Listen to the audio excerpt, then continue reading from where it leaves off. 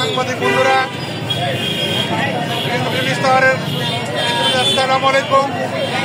আপনারা সবাই জানেন যে আজকে আইনজীবীরা কেন মাঠে নেমেছে। আজকে নির্বিচারে আমাদের একজন আইনজীবীকে হত্যা করা হয়েছে পেশাগত দায়িত্ব পালন করার জন্য। আজকের একটি পক্ষ নিঃসন্দিত হয়ে নির্মমভাবে তাকে হত্যা করেছে। আমরা পেশায় আইনজীবী, আমরা কোনো বিশৃঙ্খলা সৃষ্টি করতে চাই না। আমরা আইনের শাসনে বিশ্বাসী।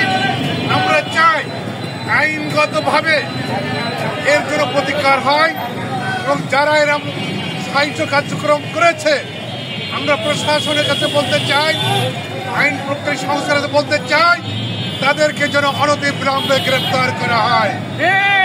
যদি আমাদের এই হত্যার প্রতিবাদ প্রতিবাদে আমাদের বিক্ষোভের প্রতিবাদের কারণে যদি আইনগত ব্যবস্থা না নেওয়া হয়, যদি তাদেরকে গ্রেপ্তার করা না হয়, আমরা এর থেকে আরো কঠিন কর্মসূচি দিয়ে আইনজীবীরা মাঠে নেমে যাবে এবং সমস্ত আদালত যত সব আমরা কোর্ট বর্জন করে সবই আমরা স্থগিত করে দেব যদি আমাদের আইনজীবী হত্যার কোনো বিচার না হয়।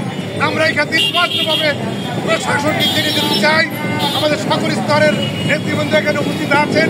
আমরা কোনো অবস্থাতেই আইনজীবীরা ক্ষান্ত হব না এবং আমি চূড়ান্ত হয়ে বলে দিলাম যে আমাদের বন্ধুদেরকে নিয়ে আমরা এর যাতে সরা হয়, আইনগতভাবে এর ব্যবস্থা করতে পারি, ব্যবস্থা হয়, প্রশাসনের কাছে আমরা সেই